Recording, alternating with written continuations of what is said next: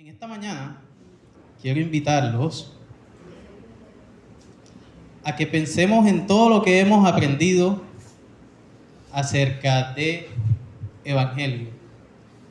Y el hermano Andrés Méndez, que le tocó con la clase con nosotros, la verdad es que nos dejó bastante introducidos en el tema.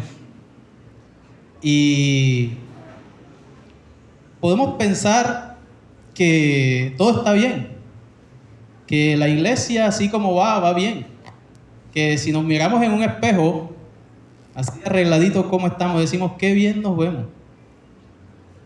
Si el Señor viniera y dijera qué bonita mi iglesia, mira cómo estamos de peinaditos, arregladitos y perfumaditos.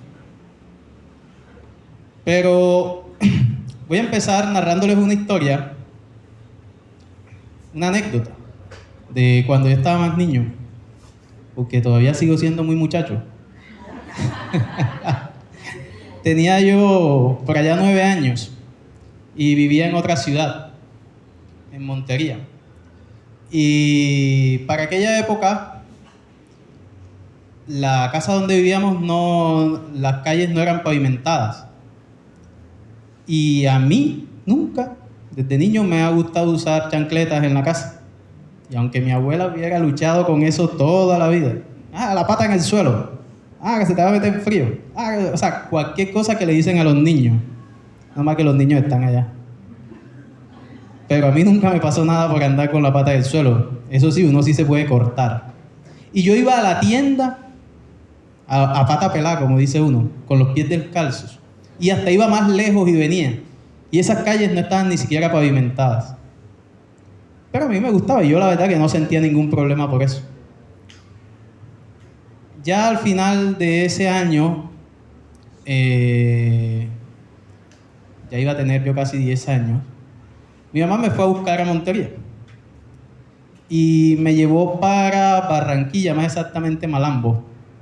Y ya, pues, no había tierra en las calles, lo que había era arena y polvo, porque la casa también estaba rodeada de monte. Era como una media agua, eso que llaman así, como una casa sin terminar. Y yo ahí también era feliz caminando con los pies pelados en la arena y el polvo y dando vueltas alrededor de esa casa. Y un día ya yo me había bañado en la mañana, un fin de semana, y me había puesto frente al televisor, iba a ver lo que daban ahí los muñecos. Y subí mis pies y mi mamá también salió, llegó ahí a la sala donde yo estaba. Yo sé que ella no se acuerda de eso, bueno, supongo, no estoy en su mente. Pero ella llegó ahí y me quedó viendo los pies y yo pensé que era que me iba a mandar a bajarlos. Ya yo me había bañado. Y me quedó viendo y me dijo, busca la ponchera y ponla en el patio. Y busca agua y una toalla. Ya yo me bañé. Que la busques que te voy a bañar. Yo tenía 10 años. Ya yo me sabía bañar. Y yo me acababa de bañar. ¿Cómo así que mi mamá me iba a bañar? Y ustedes recuerdan esas poncheras de aluminio, los que son tan jovencitos como yo, eran así, tenían un bordecito doblado hacia afuera que siempre se partía y hasta cortaba. Bueno, de esas usaba mi abuela y de esas también había en aquella época. Y uno, para recoger agua, uno lo bañaban dentro de una ponchera de esa y el agua caía en la ponchera y el agua se utilizaba después para los baños. Porque allá tampoco, eso es en Malambo, ahí tampoco había acueducto, se recogía el agua. Y yo, bueno, me empezaron a bañar. Tenía pena, yo no entendía por qué. Pero de pronto, después de bañarme un rato, mi mamá empezó a lavarme con jabón azul, ese jabón de baño, ese azulito que después hace una bola, ¿ya? Y usar un estropajo de esos naturales, que yo decía que arañaba, pero ella me empezó a lavar con eso. Y el agua empezó a salir negra. Pero como yo tenía mis pies metidos en el agua, no me había dado cuenta de eso, y ya me empezó a sobar. Cuando me salí de la ponchera y me sequé, descubrí que mis pies eran tan blancos como mi cintura. Ya me entendieron, porque uno aquí no se asolea. Todos, si nos desnudamos, esta es la parte más blanquita que tenemos. Bueno, mis pies eran así y yo creí que eran café. Yo llevaba meses, años creyendo que eran café. Y así a veces llevamos nosotros tiempo pensando que porque como vemos algo así y ese algo está así por el camino que hemos recorrido, pensamos que así está bien. Pensamos que no hay nada que lavar, que no hay nada que cambiar, que podemos dejarlo así. Pero así como mi mamá, que fue la que me parió y me vio como realmente yo nací, así el Padre sabe cómo verdad nosotros somos y cómo nos quiere ver. Teniendo eso en cuenta, vamos a empezar nuestro tema para esta mañana. Y los invito a buscar en Malaquías 3:2.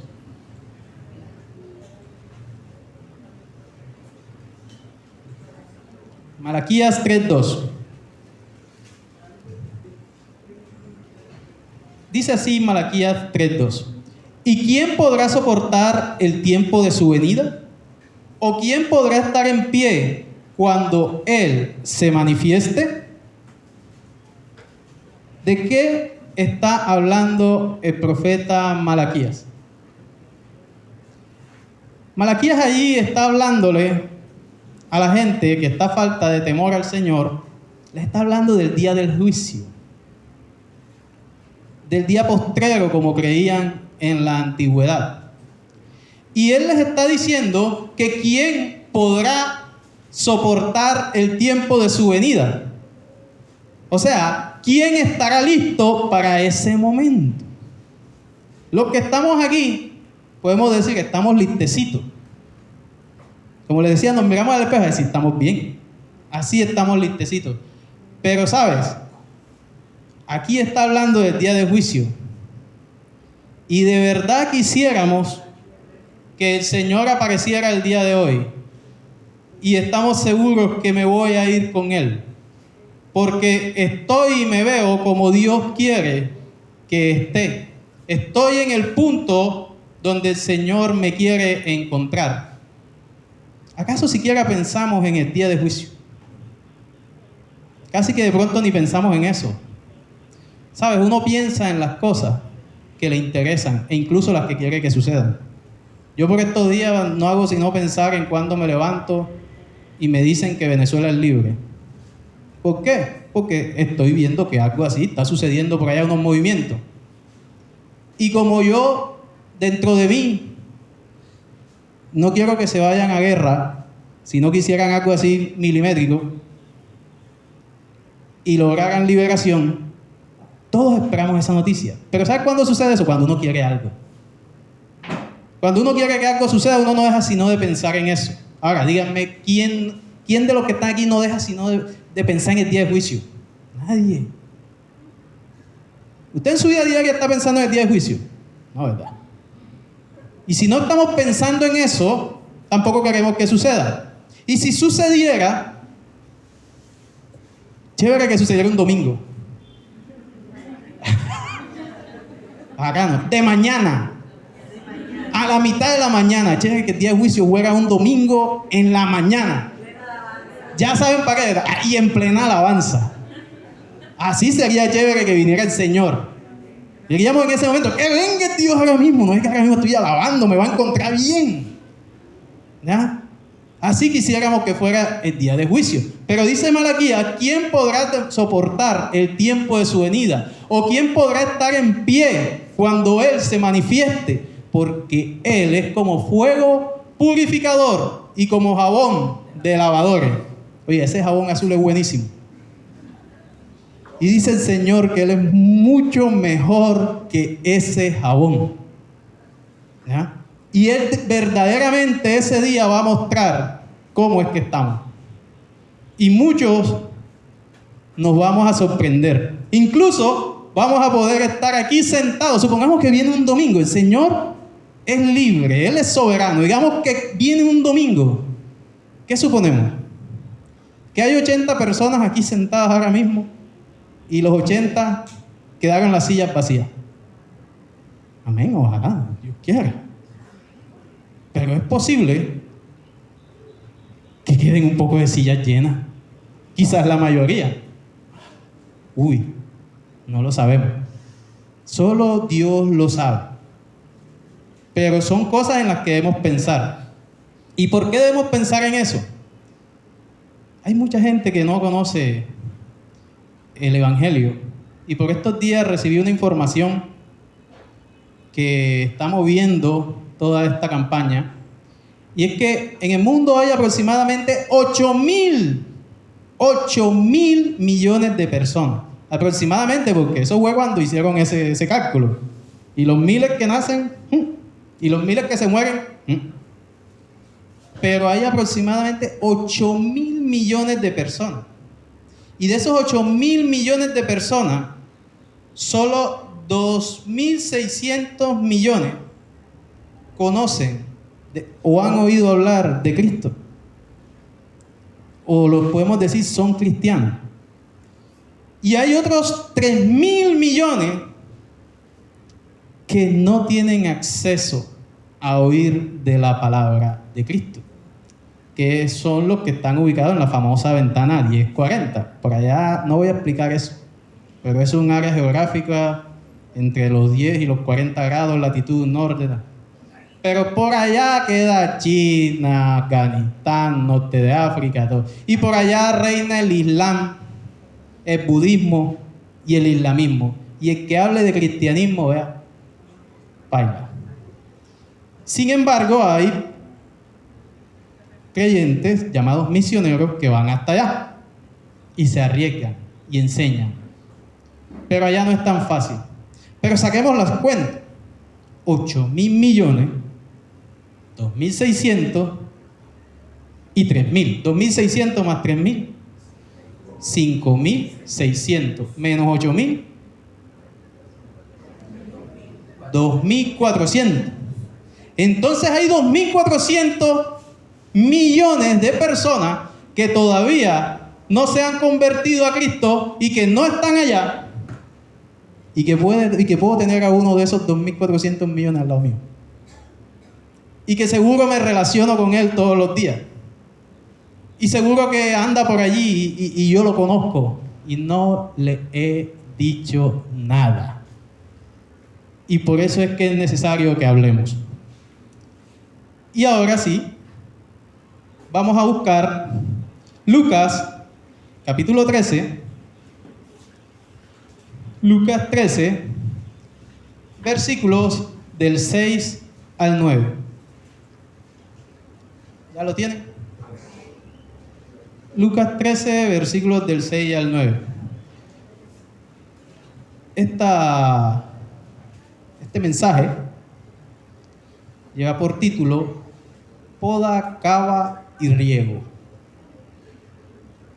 Y vamos a tener en cuenta ese título ahora que estemos leyendo Lucas capítulo 13, versículos del 6 al 9. Listo. Parábola de la higuera estéril. Dijo también esta parábola: tenía un hombre una higuera plantada en su viña y vino a buscar fruto en ella y no lo halló. Y dijo al viñador: he aquí, hace 3 años que vengo a buscar fruto en esta higuera y no lo hallo. Córtala. ¿Para qué inutiliza también la tierra? Él entonces respondiendo, el viñador, le dijo: Señor, el dueño de la viña, déjala todavía este año, hasta que yo cabe alrededor de ella y la abone. Y si diere fruto, bien. Y si no, la cortarás después. Hay 2 personajes aquí en esta parábola y hay un tercer sujeto ahí. Pero está el dueño de la viña, está el viñador y está la plantación. Y el dueño de la viña lo podemos comparar a nuestro Padre, a Dios. Y al viñador lo podemos comparar al Hijo, a Jesús. Y la viña podemos ser nosotros, el pueblo de Dios, o particularmente yo. La viña no, la viña es donde estamos sembrados, la planta soy yo, o el pueblo de Dios. El primer versículo vemos que tenía un hombre una higuera plantada en su viña. Esta higuera ya era de él, ya estaba plantada en su viña. No sabemos si la higuera nació en la viña o si la higuera la trajeron y pequeñita, como a veces hacen en los cultivos, y la trasplantaron y la colocaron allí y luego le dan crecimiento con las técnicas que tienen los jardineros. Pero ya esta higuera estaba plantada allí. Y él dice que vino a buscar fruto en ella y no lo halló. Y la gente no es loca. Yo me imagino que el dueño de eso no es loco. Dice, debe pensar seguro que ya es tiempo de que ella tenga fruto. O quizás la ve frondosa, grande, tal, y uno dice, no, ya eso tiene fruto, pero luego se acerca y no encuentra nada. Y dice que le dijo al viñador, he aquí hace 3 años, o sea, no es la primera vez. Llevo dándole oportunidad y dándole la vuelta a esta higuera, he venido a buscar fruto y no lo hallo. Córtala. Sácala de aquí, eso no sirve. ¿Para qué inutiliza también la tierra? Le está quitando el espacio a otra cosa allí. Quizás está bien grande, bien frondosa, y ya no deja que pongamos unas más pequeñitas allí al lado de ella, porque no les va a tapar el sol. No van a crecer. Córtala. Pero el viñador, Jesús, puede ser, le responde, déjala, Señor, deja que yo la cabe y la abone, dale tiempito, y si da fruto, eso es lo que queremos, bien, y si no, después la cortarás.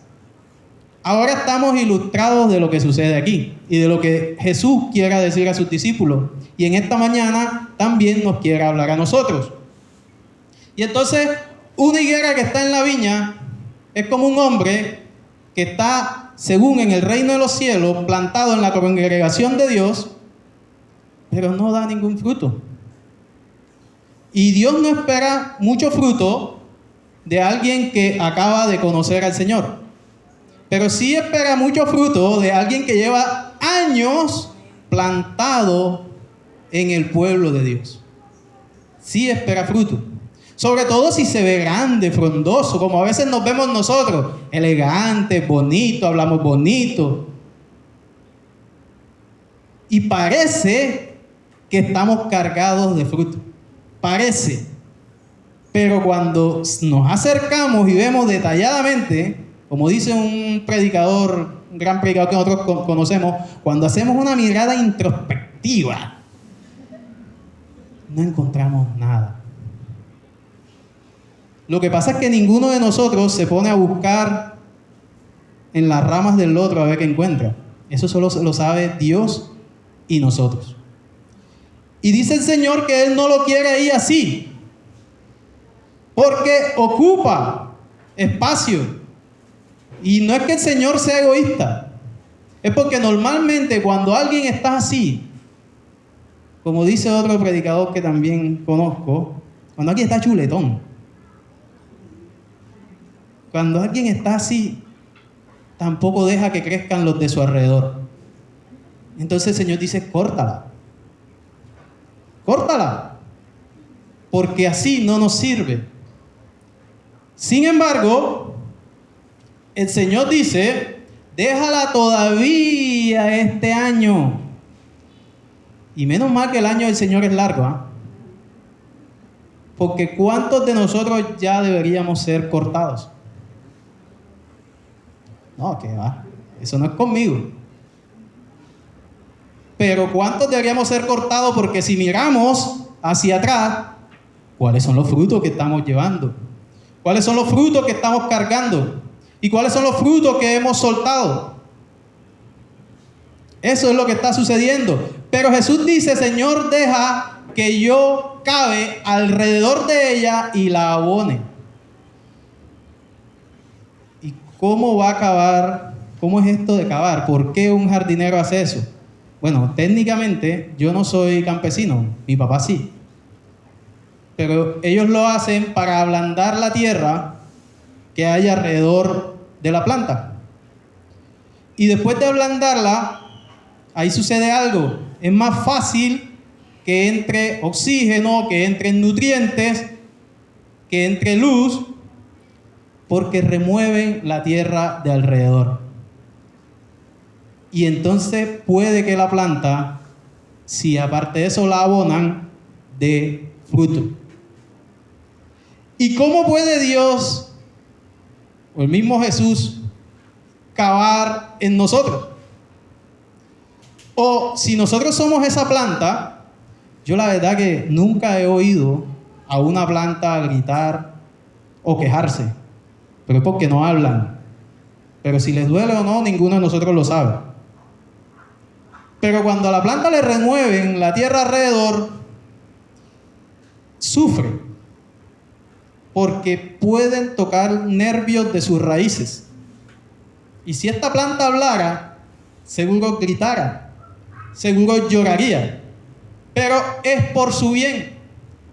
Y el Señor dice que Él puede cavar alrededor de nosotros y es por nuestro bien. ¿Y cuánto cava el Señor alrededor de nosotros para abonarnos? ¿Ha acabado Dios en tu vida en estos días?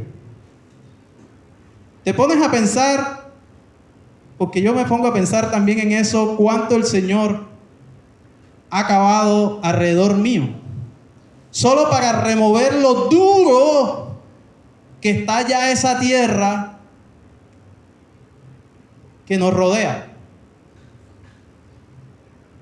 Eso que a veces estamos pensando que está sucediendo y es que voy de mal en mal, de situación en situación, en situación en situación. Es que el Señor está cavando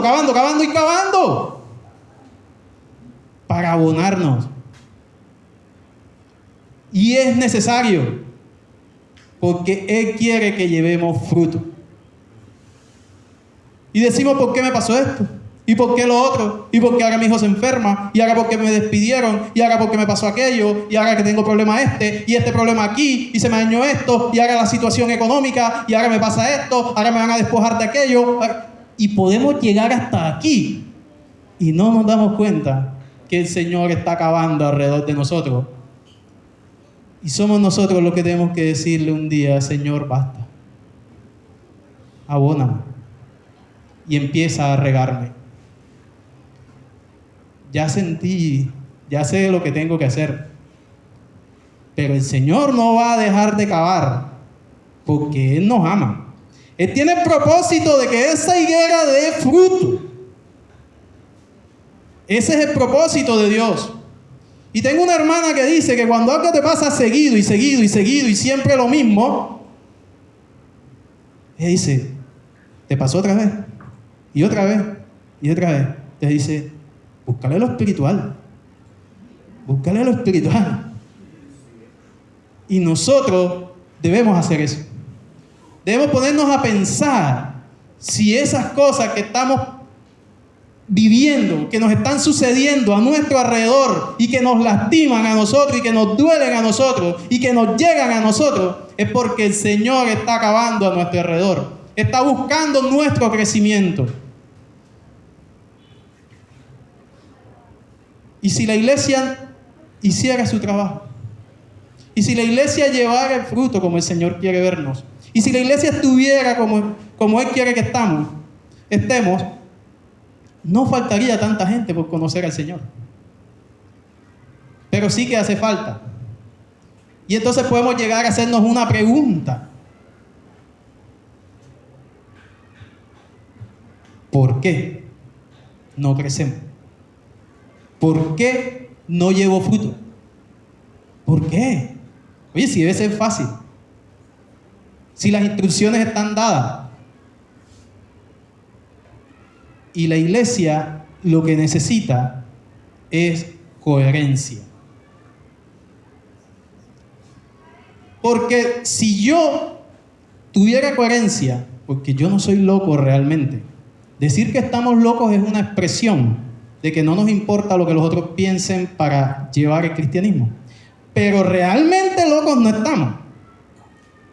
Porque nosotros reflexionamos y somos coherentes. Y lo que está sucediendo realmente a la iglesia de hoy, para que el 85% se quede sin servir y solo el 15% ejecute el trabajo, es que nos falta coherencia. ¿Cómo así? Pues no hay coherencia en que un árbol esté frondoso, grande, tenga tiempo, consuma recursos y no dé ningún fruto. En eso no hay coherencia. Y no hay coherencia en que yo sea un cristiano de muchos años y yo no dé fruto. Y aparte de eso, no puedo hablarle al que me conoce que está a mi lado. ¿Y sabe por qué no puedo hablarle? Porque en mi mente y en mi corazón puedo pensar que él me va a juzgar. Puedo pensar que va a decir, ¿y por qué me viene a decir eso si yo a él lo veo haciendo esto, tal cosa? Si yo sé de él esto y aquello. Pero como nosotros no estamos locos, mejor nos quedamos callados. ¿Por qué? Porque la falta de coherencia en nuestras vidas, siendo cristianos, nos quita la autoridad para hablar. Nos roba la autoridad. Y así entonces sentimos que no puedo hablarle a los demás. Y la iglesia está sufriendo de eso. Y se queda callada con eso. Preferimos quedarnos así que buscar la solución. Y el problema de quedarnos así es que somos higuera estéril. Y que el Señor, como nos lo muestra aquí, no está de acuerdo con eso. Pensamos que nuestro trabajo para con el Señor llegó hasta el día en que me arrepentí. Si es que un día me arrepentí y me convertí. Y hasta ahí llegó. Y que lo demás. Y no nos ponemos a pensar cómo yo llegué a este estado. Cómo yo llegué a conocer al Señor. No pensamos en eso. Prefiero dejar mi vida así como está, que a mí me parece que está bien, como la higuera estéril, que hay que acercarse a ella para buscarle el fruto porque los tiene pegaditos en la rama, debajo de las hojas, para poder ver si tiene fruto. Pero mientras los demás piensen que tengo fruto, no hay nada que cambiar. Porque parece que todo está bien así. Pero el Padre sabe que no está bien. Y nos llama a la coherencia. Y la forma de ser coherente no es que yo de la noche a la mañana dejo de ser pecador, aunque eso es lo que se nos demanda. Pero es que yo me sienta con la autoridad de hablarle a mi hermano. Y para yo sentir esa autoridad, tengo que estar arrepentido. Tengo que estar reconciliado con el Señor.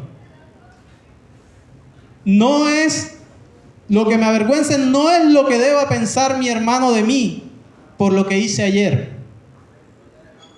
Lo que me avergüenza es lo que deba pensar el Señor de mí por lo que hice ayer y no me he arrepentido. Y no le he pedido perdón e insisto en eso. Y lo dejo como algo normal en mi vida. Y eso me roba la autoridad para hablarle a otros de Cristo. Porque si yo les hablo de Cristo y mañana me ven haciendo cosas que no debo, entonces no soy coherente.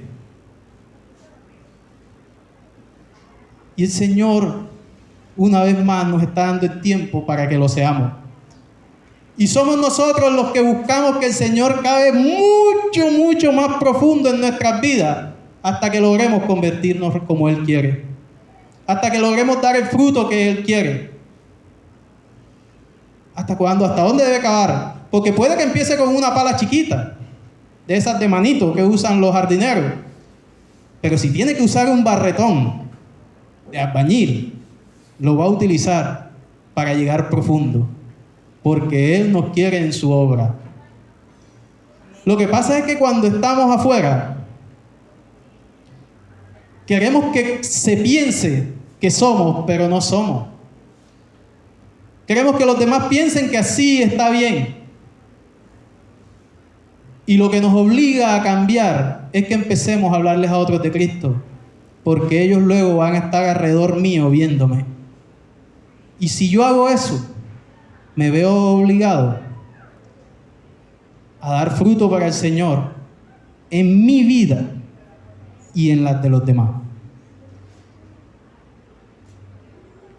Los judíos se ofendían cuando Jesús les hablaba así y les invitaba a cambiar cosas. ¿Por qué? Porque ellos decían, nosotros somos hijos de Abraham. Y Juan les decía, no lleguen a pensar ustedes que porque son hijos de Abraham, esto no es con ustedes. Y así nos dice el Señor en esta mañana, no lleguemos a pensar nosotros que porque un día nos arrepentimos, un día hace tantos años, y estamos en la iglesia de Cristo, ya no tenemos que volver a los pies del Señor. El Señor nos dijo que si mi hermano se arrepiente, todas las veces que sean en el día, y viene a mí arrepentido todas las veces que sean en el día, yo debo perdonarle. ¿Cuántas veces? Hasta 70 veces 7. Y si el Señor puede perdonarme a mí, el Señor me manda a mí a perdonar a mi hermano en un día, hasta 70 veces 7, en Lucas 17, ¿por qué yo pienso que no debo ir al Señor hoy y decirle que me perdone y arrepentirme para verdad poder corregir mi camino y tener la autoridad más luego o mañana de poderle hablar a los demás? Eso también tiene una razón. Y está en Juan 3:16. Porque ahí dice que el Señor amó al mundo de tal manera que mandó a su Hijo para que muriera por nosotros y nosotros no fuéramos condenados. Y también dice que los que rechazan esto ya son condenados. Pero también dice que muchos no procedemos a la luz, no procedemos a Jesús, no procedemos al arrepentimiento, porque puede que amemos más las tinieblas que la luz. Esa es la razón. Entonces no hay coherencia.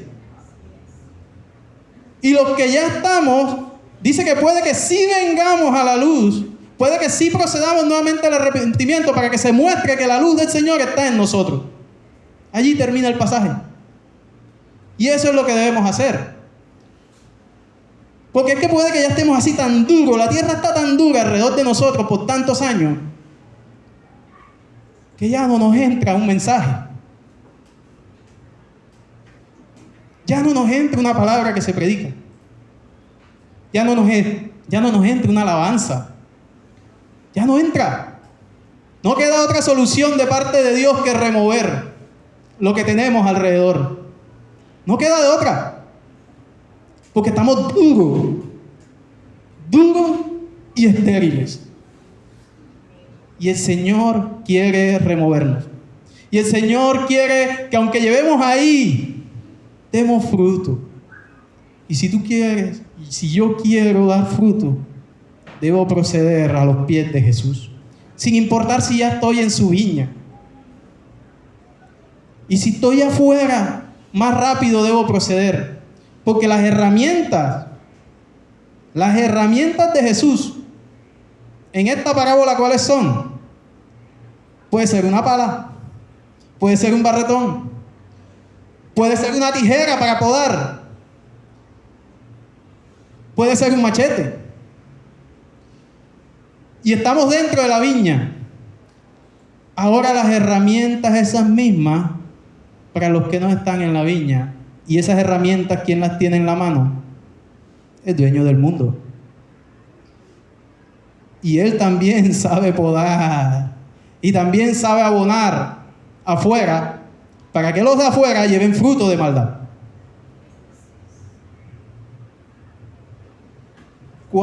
¿Hasta dónde y qué tan grande tiene que ser la herramienta que utilice el Señor para nosotros?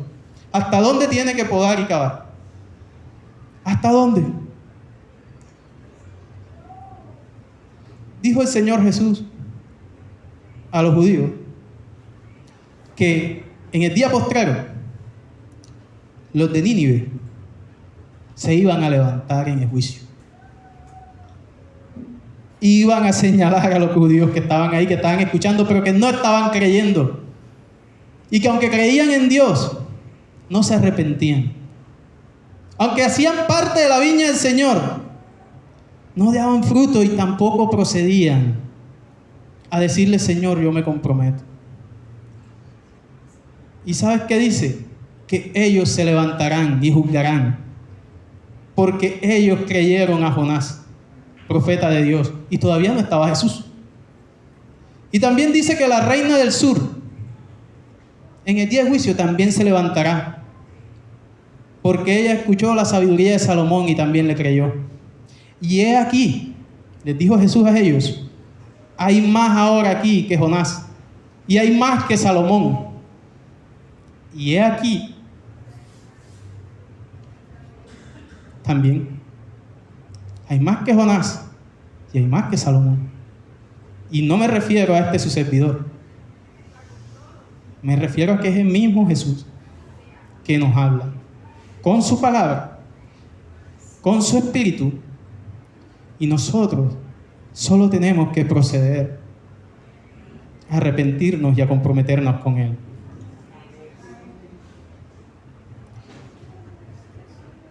Voy a hacer 3 preguntas. La primera es para todos, y la segunda y la tercera es para 2 grupos diferentes. Y la primera es, así como, ni siquiera es una pregunta, es una expresión que lanzó Jesús, pero es una expresión que debe tener una respuesta.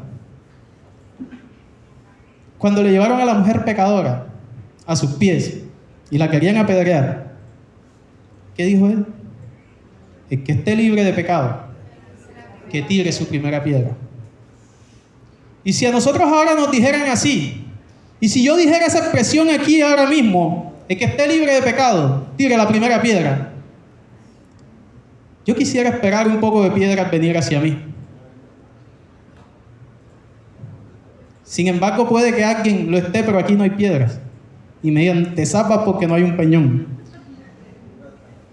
Pero tú sabes, el que esté libre de pecado, el que no sea pecador, el que no tenga nada que arrepentirse, levante su mano. O levántese y sácase, que esto no es con él. ¿Por qué no veo salir a nadie? Ahora voy a hacer la segunda pregunta. El que crea en su corazón que Jesús puede salvarlo, que puede hacerle crecer, que puede cambiar su vida, que puede restaurarle, y no solo su vida, sino la de él y la de su casa, su familia. Y si crees que Dios y quiere que entre en tu vida desde hoy, puedes levantar tu mano.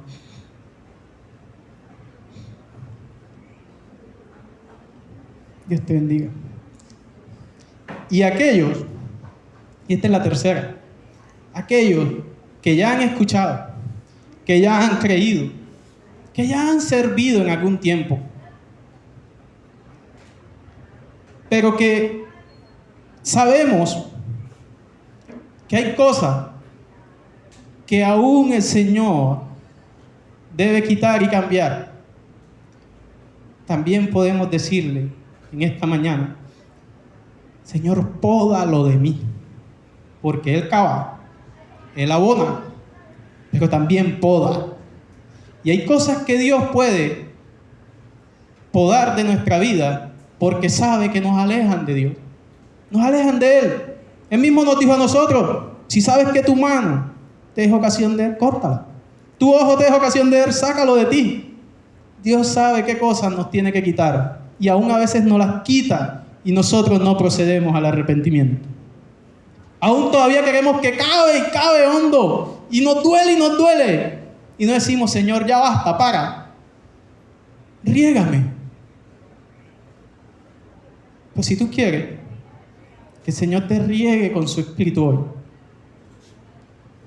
quieres ser coherente a partir de este minuto. Si sentías que el minuto anterior no lo eras, puedes serlo a partir de este mismo instante. Sin importar que tu mente te diga, es que en 2 horas no lo vas a hacer, no importa. En 2 horas le vuelves a decir al Señor, Señor, aquí estoy de nuevo. Porque Él te dijo, si viniere todas las veces en el día arrepentido, tú le perdonarás. Es porque Él así lo quiere hacer con nosotros. Si tú quieres ser regado por el Espíritu de Dios, también puedes hacerlo. David, Salmo 51, versículo 7, le dice al Señor, purifícame con hisopo, lávame y seré más blanco que la nieve. Y que nosotros somos más que David. Hay más que David aquí entre nosotros. Hay vergüenza de que el otro que está a mi lado me diga, ve, el otro está levantando la mano, y eso que es maestro, y eso que predica, y eso que está en el ministerio de alabanza. Y ¿quién sabe qué pecado cometió? No vi a ninguno levantar la mano cuando dije que el que esté libre de pecado, levante la mano. Entonces no hay ninguno que juzgue a otro. Decía el Señor antes de esta parábola, ahí mismo en el versículo 13, ¿qué crees? Que aquellos que mató Pilato, que aquellos que les cayó la torre de Siloé encima, son más culpables que ustedes. De ninguna manera. Si no nos arrepentimos, seremos condenados. Y dice David que cuando el Señor lo lave, lo limpie, lo deje como la nieve, renueve un espíritu recto delante de Él, que el Espíritu de Dios lo sustente. Entonces enseñaré a los transgresores tus caminos, y los pecadores procederán al arrepentimiento. ¿Por qué? Porque quería ser coherente. Quería que hubiera poder en el momento que Él abriera su boca a otros, hablarle de Jehová en el que Él creía. Y si tú quieres hacer eso, si quieres estar dispuesto y si quieres estar comprometido y si quieres sentirte bien a partir de este instante, sin importar lo que pasó en instantes anteriores, y sin importar si llevas muchos años en el Evangelio o no, te invito a levantar tu mano en este momento. Si quieres que el Señor te riegue con su Espíritu, si quieres que el Señor te use, si de verdad quieres llevar fruto, si quieres ser parte de la iglesia de la que Él se siente orgulloso, de la que Él habla allá en los cielos y dice, has visto a mi siervo, y no puedo decir nombre, pero puede ser cada uno de nosotros, cómo es de comprometido. Lo has visto, y enorgullecerse de Él delante de Satanás, y no que sea Satanás el que se enorgullezca de nosotros delante de Dios, aun cuando estemos en la viña del Señor. La iglesia dispuesta y coherente es la que va a lograr que muchas almas procedan al arrepentimiento, y a veces hasta sin abrir la boca. Pero no estamos llamados a quedarnos callados, sino a abrir la boca, a decirlo, a que lo vean, a que lo escuchen y realmente se conviertan. Dios les bendiga.